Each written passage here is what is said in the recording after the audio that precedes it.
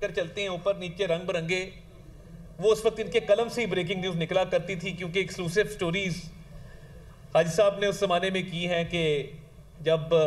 صحافت کرنا بھی اس ملک میں اتنا آسان نہیں تھا. تو میں آپ کا بڑا شکر گزار ہوں، آپ نے موقع دیا. میں اپنے آپ کو بالکل اہل نہیں سمجھتا، قابل نہیں سمجھتا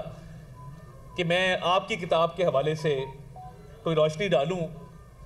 اور میں اپنے سینئر وزیر کا، میں تو بطور ایک نائب منتظم آپ کے ساتھ یہاں بیٹھا ہوں. میں سمجھتا ہوں کہ میں میزبان بھی ہوں آج کی تقریب کا. تو میرے دو سینئر وزراء، میرے سینئر یہاں سے تقریر کر کے جو ہیں وہ تشریف لے جا چکے ہیں. میں مختصر صرف یہ عرض کروں گا کہ میاں نواز شریف کی سیاست اور میاں نواز شریف کی شخصیت سیاست میں آنے سے پہلے، یہ دو پہلو ہیں ان کی شخصیت کے. اور سیاست میں آنے کے بعد، اور اسپیشلی جو نئی نسل ہے، اس کے ذہنوں میں ایک زہر بھرا گیا اور ایک منظم سازش کے تحت مسکنسیپشن پیدا کیے گئے اس نواز شریف کے بارے میں جو گورنمنٹ کالج یونیورسٹی سے بالکل نزدیک ہے، مرسیڈیز پہ جایا کرتا تھا، جس کے والد نے 1960 اور 70 کی دہائی میں ایشیا کی سب سے بڑی سٹیل فیکٹری لگائی تھی. جس میاں شریف کے بچے 1960 اور 1970 کی دہائی میں پوری دنیا کے دورے کرتے تھے، مختلف ممالک میں جاتے تھے اور اپنے بزنس کے حوالے سے ملاقاتیں بزنس ڈیلیگیشن سے کرتے تھے. آج بھی وہ تصاویر موجود ہیں جس کے اندر آپ ایوب خان صاحب کو دیکھ سکتے ہیں کہ وہ ان کی فیکٹری کا دورہ کر رہے ہیں. آپ چائنیز ایک وفد دیکھ سکتے ہیں کہ اس وقت کے ایک چائنیز وزیر تشریف لائے، وہ ان کی فیکٹری کا دورہ کر رہے ہیں. تو یہ جو نئی نسل کے ذہنوں کو زہر آلود کیا گیا، یہ بات بالکل اس کے ناقابل تردید ثبوت موجود ہیں کہ 1985 میں سیاست میں آنے والے نواز شریف کے خاندان کا 1985 سے پہلے فائنینشل سٹیٹس کیا تھا، باوجود اس بات کے کہ وہ نیشنلائزیشن کے ایک بہت دردناک پروسیس سے گزرے. نیشنلائزیشن کے حق میں بھی بات ہو سکتی ہے، نیشنلائزیشن کے خلاف بھی بات ہو سکتی ہے، مگر سرمایہ کاری کرنا، بزنس کرنا، ملک میں روزگار پیدا کرنا، اور پھر اس اذیت کو برداشت کرنا کہ راتوں رات آپ کا سب کچھ جو ہے وہ نیشنلائز کر دیا جائے اور آپ نئے سرے سے اپنی کریڈیبلٹی پہ اپنی محنت کے ذریعے نئی انڈسٹری کھڑی کریں اور اس کو منافع بخش بنائیں اور اس ملک میں پھر روزگار کے مواقع پیدا کریں، ملک کے اندر زر مبادلہ آئے. تو میں سمجھتا ہوں کہ یہ ایک پہلو ہے جس پر بات بھی ہونی چاہیے، جس پر روشنی بھی ڈالی جانی چاہیے، کیونکہ بہت سارے لوگوں کو 1985 کی پہلے کی تاریخ جو ہے وہ کنوینئنٹ میموری لاس ہو جاتا ہے. وہ یا اس کا ذکر کرتے نہیں یا اس پر بات نہیں کرتے، مگر یہ ایک اہم پہلو ہے جس کے آپ لوگ، بہت سارے لوگ جو آج سٹیج پر تشریف فرما ہیں، وہ اس کے گواہ ہیں. اور 1985 کے بعد جو خدمت کی سیاست کا ایک آغاز ہوا، جو ڈیولپمنٹ کی سیاست کا ایک آغاز ہوا، اس پر میرے سینے سے بہت روشنی ڈالی. میں صرف یہ کہنا چاہتا ہوں کہ میں جہاں بھی پاکستان میں جاتا ہوں، پشاور سے لے کے کراچی تک، گلگت سے لے کے گوادر تک، چپے چپے پر جو تختیاں لگی ہیں اس پہ معمار پاکستان میاں نواز شریف کا نام موجود ہے. اور آپ اس لاہور شہر سے شروع کریں، اور احسن اقبال صاحب نے ٹھیک فرمایا کہ آپ میاں نواز شریف کے پروجیکٹ اگر مائنس کر دیں، مجھے آج بتا دیں کہ یہ پنجاب انسٹیٹیوٹ آف کارڈیالوجی، اس کا سنگ بنیاد اس دور میں نہ رکھا گیا ہوتا تو آج دل کے امراض کا لاہور کے اندر اور پاکستان کے اندر کیا حال ہوتا. اور اسی ترقی کے سفر کو میاں شہباز شریف نے آگے بڑھایا. آج راولپنڈی انسٹیٹیوٹ آف کارڈیالوجی یہ اسی سوچ، اسی ویژن کا حصہ ہے جو نواز شریف کی سیاست کا محور ہے، کہ آج وہ راولپنڈی کا انسٹیٹیوٹ وہ خیبر پختونخوا، گلگت بلتستان، آزاد کشمیر کے قلب کے امراض کے مریضوں کو آج کیٹر کر رہا ہے. سعید آسی صاحب نے بڑی اچھی باتیں کی، مگر میں یہ پوچھنے میں حق بجانب ہوں کہ اگر اس معیشت کو استحکام نہ دیا ہوتا اللہ تعالیٰ کے فضل سے ایک ٹیم ورک کے تحت، جس میں وزیر اعظم شہباز شریف، جس میں فیلڈ مارشل سید عاصم منیر ادارے کا پورا کردار ہے، اور ایک شخص نے اس ملک کے اندر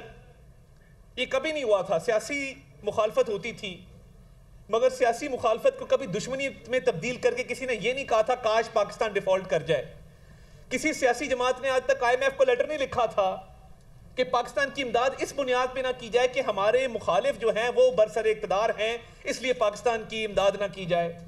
یہ کبھی نہیں ہوا تھا کہ کسی کو کہا جائے کہ ایک دوسرے کی خوشی غمی میں شریک نہ ہونا یہ چور ہے, یہ ڈاکو ہے, یہ مافیا ہے, یہ گاڈ فادر ہے, یہ فلاں ہے. کبھی ایسا نہیں ہوا تھا کہ کوئی باہر جائے تو اس کے پیچھے لوگ لگا دیے جائیں کہ نعرے لگاؤ, گالم گلوچ کرو.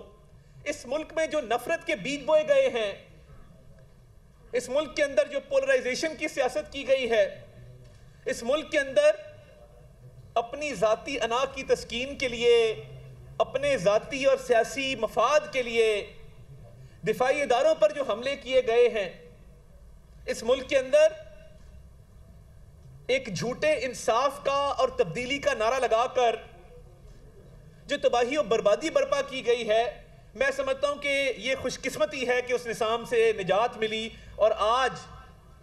آپ کے عالمی ادارے بھی بات کر رہے ہیں کہ آپ کی معیشت جو ہے وہ مستحکم ہے, زر مبادلہ کے ذخائر بہتر ہیں, انٹرسٹ ریٹ بہتر ہے, انفلیشن نیچے جا رہی ہے, اور ٹائم کے ساتھ ساتھ اس کا ٹرکل ڈاؤن ایفیکٹ جو ہے وہ عوام تک پہنچ رہا ہے. ورنہ اگر ایک لمحے کے لیے یہ فرض کر لیا جائے کہ میاں نواز شریف کی پارٹی, میاں نواز شریف کا ویژن وہ نہ ہوتا اور یہ جو تعمیری سیاست ہے, ڈیولپمنٹ کی سیاست ہے, وہ اس ملک میں نہ ہوتی, تو یہ باتوں سے جو سیاست کرتے ہیں اور جن کی باتیں بھی ایسی ہیں کہ جن سے لسانیت کی, نفرت کی, تقسیم کی بو آتی ہے, انہوں نے 12 سال میں میرے خیبر پختونخوا کے صوبے کا کیا حال کیا ہے کبھی جا کے دیکھ لیں وہاں پہ. اور مینڈیٹ کس بات کا ملا ہے, اور وہاں پہ میں آج سیاسی بات کرنا نہیں چاہتا تھا مگر آسی صاحب نے چند جو انہوں نے ارشادات فرمائے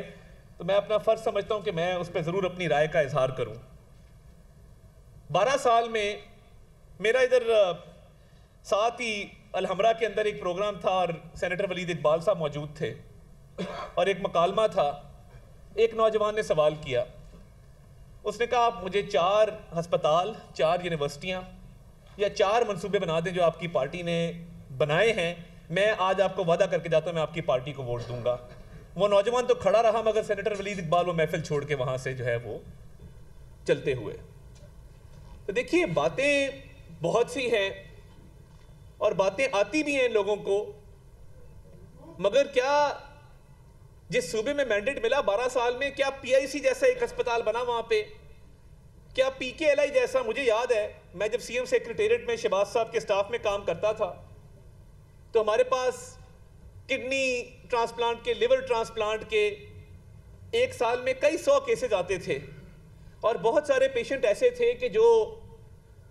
اس پروسیس کے دوران ہی وہ فائل ایک دفتر سے دوسرے سے تیسرے, اس دوران ہی وہ اللہ کو پیارے ہو جاتے تھے.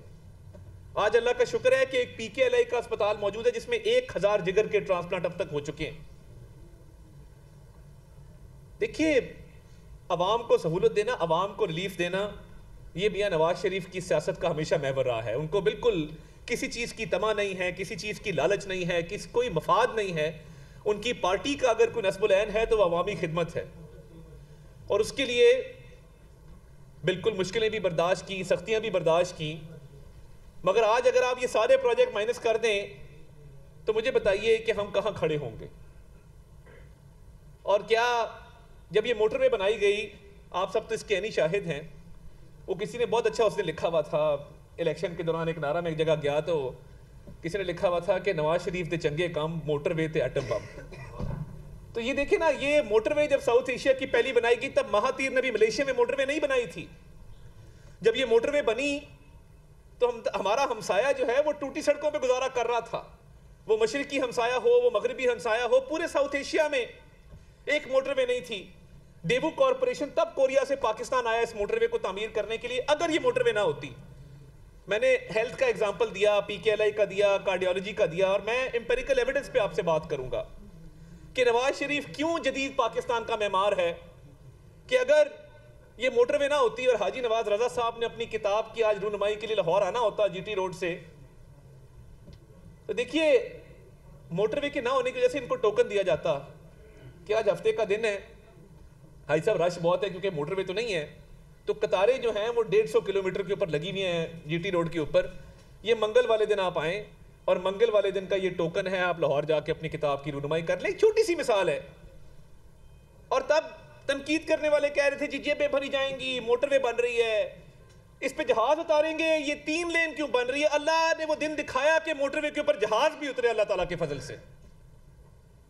اسی موٹر وے کے اوپر جہاز اترے جب جنگی صورتحال پیدا ہوتی ہے یا ملک میں کوئی جنگ کا خطرہ ہوتا ہے تو اسی موٹر وے کے اوپر جہاز اتارے جاتے ہیں. تو یہ اس ملک کے اندر ڈیولپمنٹ, تعمیر و ترقی چپا چپا نواز شریف اور نواز شریف کی پارٹی, نواز شریف کی خاندان کی چھاپ ہے اس کے اوپر. اور میں یہ سمجھتا ہوں کہ آج بھی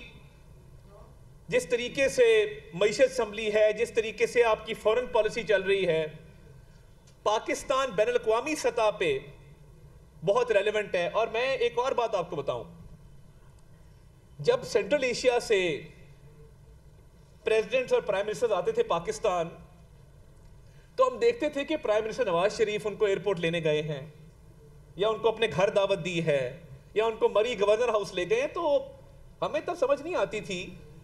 کہ سینٹرل ایشیا سے ہمارے اتنے اچھے تعلقات بھی نہیں ہیں اور میاں نواز شریف جو ہیں وہ ان کو اتنا ایکسٹرا آرڈنری غیر معمولی پروٹوکول کیوں دے رہے ہیں. آج سمجھ آتی ہے